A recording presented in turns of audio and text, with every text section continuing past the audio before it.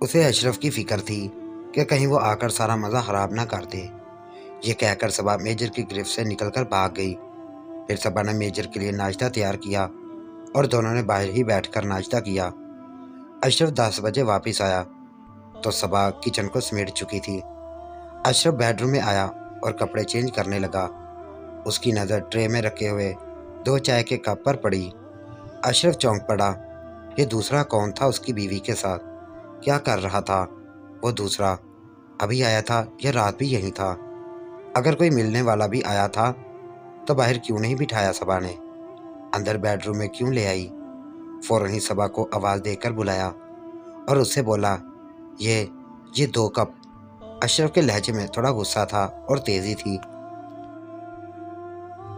صبا گھبرا گئی۔ او مائی گاڈ، یہ کیسے بھول گئی میں اٹھانا؟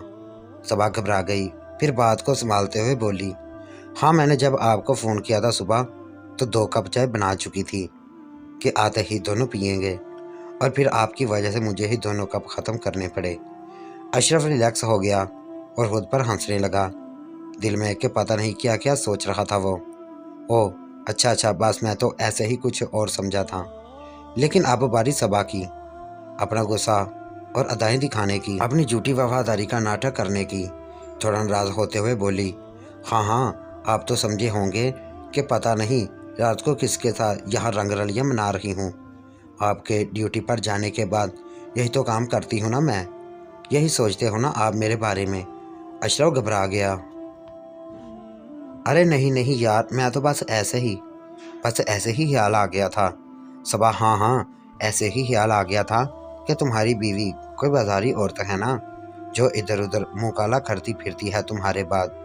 ہاں آتا ہے میرے پاس وہ میجر، تمہارے پیچھے وہ رہتا ہے میرے پاس، ساری رات بھی وہی رہا ہے میرے ساتھ، اسی کے ساتھ سوئی تھی میں۔ یہ چائے کا کپ بھی اسی کا ہے۔ بس اب خوش ہونا، پوری رات کا سن کر جاؤ جو کرنا ہے اس میجر کا، اور اگر کچھ اس کا نہ ہو سکے تو مجھے ہی مار دینا آ کر۔ عورت پر ہی اپنا غصہ نکال سکتے ہو نا، اس گندے کے سامنے چوہے بن جاتے ہو۔ صبا کو میجر سے تعلقات کا اقرار کرتے ہوئے بہت ہی عجیب سا لگا۔ ظاہر ہے کہ اشرف اسے سچ تو نہیں سمجھ رہا تھا، لیکن اس میں بھی صبا کو ایک لذت سی محسوس ہوئی۔ اشرف کو اپنے شوہر کو تنگ کرتے ہوئے اشرف نے آگے بڑھ کر صبا کو اپنی باہوں میں لے لیا اور پیچھے سے اس کی گردن کو چومنے لگا۔ سوری پلیز، اسے منانے کی کوشش کرنے لگا۔ صبا دل ہی دل میں مسکرا رہی تھی۔ عورت بھی کیا چیز ہوتی ہے نا، ساری رات گناہ بھی صبا نے ہی کیا، اپنے شوہر سے بے وفائی بھی صبا نے ہی کی، اور اس سے بڑی بات یہ کہ صبا نے رات کی پوری بات سچ اپنے شوہر کو بتا بھی دی تھی، لیکن پھر بھی اس سب کے باوجود بھی معافی مانگ رہا تھا، تو وہ بھی اس کا شوہر اشرف۔ اشرف نے صبا کو بیڈ پر گرا لیا اور دھیرے دھیرے اس کے ہونٹوں کو چومنے لگا۔ صبا کو ہنسی بھی آ رہی تھی اور شکر بھی کر رہی تھی کہ سب بات سنبھل گئی ہے، اس لیے اس نے اب مزید غصہ کرنا مناسب نہ سمجھا اور اپنی باہیں اشرف کے گلے میں ڈال دیں۔ اشرف نے صبا کا پاجامہ اتارا اور اپنی پینٹ بھی نیچے سرکا دی۔ صبا کی اس بات پر اشرف چونک اٹھا اور صبا کے چہرے کی طرف دیکھنے لگا۔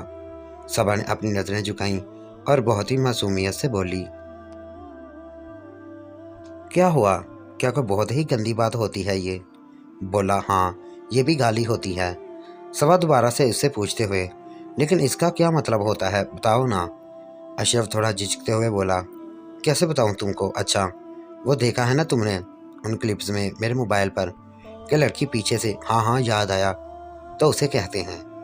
اشرف اپنی جان چھڑواتے ہوئے، ہاں بس ایسا ہی سمجھ لو۔ لیکن صبا اس کی جان کہاں چھوڑنے والی تھی ابھی؟ صبا، لیکن ابھی ایک بات کی سمجھ نہیں آئی مجھے کہ وہ گندا میجر آپ کو کیوں کہتا رہتا ہے؟ جب بھی گالی دیتا ہے آپ کو اس کے چہرے کا رنگ ہی اڑ گیا۔ حیران اور شرمندہ ہو کر صبا کے چہرے کی طرف دیکھا اور پھر اسے نظریں چرانے لگا اور بولا، چھوڑو اس کمینے کا ذکر، وہ تو ہے ہی بدماش اور گندا۔ صبا دل ہی دل میں ہنسنے لگی اشرف کی حالت پر۔ صبا، کیا ہوا؟ آپ فارغ ہو گئے ہو کیا؟ اشرف چونکتے ہوئے، نہیں کیوں؟ لیکن پھر اسے خود ہی احساس ہو گیا اشرف بہت ہی شرمندہ ہو رہا تھا۔ آج تو اور یہ پہلی بار ہو رہا تھا۔ اس نے خود کو سنبھالتے ہوئے اپنی توجہ دوبارہ سے لگانے کی کوشش کی، لیکن اپنی ہی بیوی کی زبان سے اپنی بے عزتی معصومانہ تذلیل سن کر اس کے اکڑنے سے جیسے انکار کر دیا تھا۔ چند لمحوں کے بعد صبا نے آہستہ سے اسے پیچھے ہٹایا اور بولی، اگر نہیں دل کر رہا تھا تو ہٹ جاؤ، ایسے کیسے پڑے ہو اوپر؟ دیکھو سارا تو باہر نکل آیا ہوا ہے۔ آپ کا ڈھیلا ہو کر اشرف بھی خاموشی سے پیچھے ہٹ گیا اور اس کی طرف دیکھا اور پھر ہاتھ بڑھا کر اسے پکڑتے ہوئے کہکا لگا کر بولی، صبا اشرف دیکھو تو صحیح سے، چھوٹا ہو کر کیسے چوہے جیسا ہو گیا ہے، بھلا اس کے ساتھ تم کیسے اندر باہر کر سکتے ہو؟ اشرف حیران تھا صبا کو کیا ہو گیا ہے، کرنٹ کے جھٹکے پر جھٹکے لگا رہی تھی۔ اشرف خاموشی سے اٹھا اور باتھ روم کی طرف چل پڑا، بنا کوئی اور بات کیے ہوئے۔ اسے جاتا ہوا دیکھ کر ہنسنے لگی۔ اس کے باتھ روم میں جانے کے بعد صبا اٹھی اور بنا اپنا پاجامہ پہنے صرف قمیض پہنے ہوئے باہر کچن میں آ گئی۔ اس کی قمیض اس کی آدھی رانوں تک جا رہی تھی۔ اسے نیچے صبا کی رانیں اور ٹانگیں بالکل ننگی تھیں۔ صبا اسی حالت میں ہی ناشتہ بنانے لگی۔ صبا نے اپنی شادی شدہ زندگی میں پہلی بار اس طرح اشرف کے ساتھ برتاؤ کیا تھا، لیکن عجیب بات یہ تھی کہ اپنے ہی شوہر کو ذلیل کرتے ہوئے صبا کو مزہ آ رہا تھا۔ ایسے لگ رہا تھا جیسے میجر ہی اشرف کو وہ سب باتیں بول رہا ہو اور وہ انجوائے کر رہی ہو۔ اشرف نہا کر آیا تو صبا کو ایسی حالت میں دیکھ کر بولا، ارے تم نے کپڑے کیوں نہیں پہنے؟ صبا پہنے تو ہوئے ہیں یار۔ اشرف صبا کی ٹانگوں کی طرف اشارہ کرتے ہوئے بولا، میرا مطلب کہ پاجامہ۔ صبا مسکرائی اور ہنس کر بولی، ارے یار کیا فرق پڑتا ہے، صرف آپ ہی تو گھر پر ہو، پھر پتہ نہیں کب آپ کا دوبارہ موڈ بن جائے۔ اشرف بھی ہنس پڑا اپنی بیوی کی اس نرالی ادا پر۔ اشرف بھی شرارت سے بولا، اچھا جی یہ بات ہے تو پھر یہ اوپر کا بھی۔ صبا اپنی قمیض کو نیچے پکڑ کر تھوڑا اوپر کرتے ہوئے بولی، آپ کہتے ہو تو اتار دوں۔ اشرف ہنس پڑا، ارے بس کرو اور جلدی سے ناشتہ بناؤ، بہت بھوک لگ رہی ہے، تم پر تو پتہ نہیں آج کون سا بھوت سوار ہوا ہے۔ دونوں ہی زور زور سے ہنسنے لگے۔ صبا اشرف کو شرمندہ کرتے ہوئے بولی، اچھا جی آج مجھ سے کچھ ہو نہیں پایا تو الزام مجھ پر لگا رہے ہو کہ مجھ پر بھوت سوار ہے۔ اشرف پھر سے ایک دم شرمندہ ہو گیا۔ صبا ٹیبل پر اشرف کے سامنے ناشتہ رکھتے ہوئے بولی، اور پھر تم نے نہیں کرو گی تو کیا ساتھ والے میجر صاحب سے کرواؤں گی کیا میں؟ ایک بار پھر سے میجر کا نام سن کر اشرف پریشان ہو گیا۔ آج یہ تم کو میجر کی بڑی یاد آ رہی ہے۔ صبا تھوڑا سا شرما کر دھیرے سے مسکراتی ہوئی اپنی آنکھیں نیچے کرتے ہوئے بولی، ساری رات وہ میرے ساتھ ہی رہا ہے نا، یہی سوچ ہے نا تمہاری؟ اشرف شرمندہ ہو کر ہنسنے لگا اور بولا، یار چھوڑو بھی، اب کیا ایسی بات کو گھسیٹتے جا رہی ہو بار بار؟ صبا اچھا ٹھیک ہے، چلو اب ناشتہ کرو۔ دونوں ناشتہ کرنے لگے۔ سارا دن ایسے ہی چھیڑ چھاڑ میں گزر گیا اور شام کو اشرف اپنے کام پر چلا گیا۔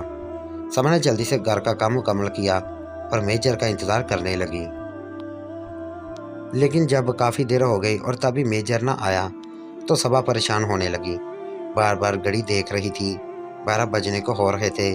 صبا نے میجر کے لیے کھانا بھی نکال رکھا تھا لیکن وہ نہیں آ رہا تھا۔ صبا اپنے کمرے سے باہر نکلی اور بالکونی میں آگے دیوار کے پاس رکھی ہوئی چیئر پر چڑھ کر دوسری طرف میجر کے فلیٹ میں جھانکنے لگی، لیکن اندر بالکل اندھیرا تھا، شاید فلیٹ میں کوئی بھی نہیں تھا۔ صبا بہت حیران ہوئی، پھر خود سے ہی سوال جواب کرنے لگی، ہو سکتا ہے کسی کام کیا ہو، لیکن اتنی رات کے کیا کام ہو سکتا ہے؟ کیوں نہیں ہو سکتا، گنڈا اور بدماش تو ہے، رات کو ہی کام ہوگا نا اس کا۔ کیا ہو گیا، کہیں نہ کہیں کوئی جرم کرنے، پتہ نہیں کیوں میں بھی اس کے پیچھے پڑ گئی ہوں، ایک بدماش کے اچھے بھلے شوہر کو چھوڑ کر۔ اپنی ہی بات پر صبا مسکرا دی، اچھا بولا ہوتا تو آج میں میجر کے نیچے ہوتی کیا؟ کتنا تو فرق ہے دونوں میں، کہاں مقابلہ کر سکتا ہے اشرف اس کمینے کا؟ بدماش ہے اس لیے تو اتنا وحشی ہے، اتنا جانور کے جیسا، لیکن آخر کہاں مر گیا ہے اس وقت، پتہ نہیں کب آئے گا۔ صبا وہیں بالکونی میں ہی بیٹھ کر میجر کا انتظار کرنے لگی۔ اس کی اگلی قسط دیکھنے کے لیے ہمارے اس چینل کو سبسکرائب کریں۔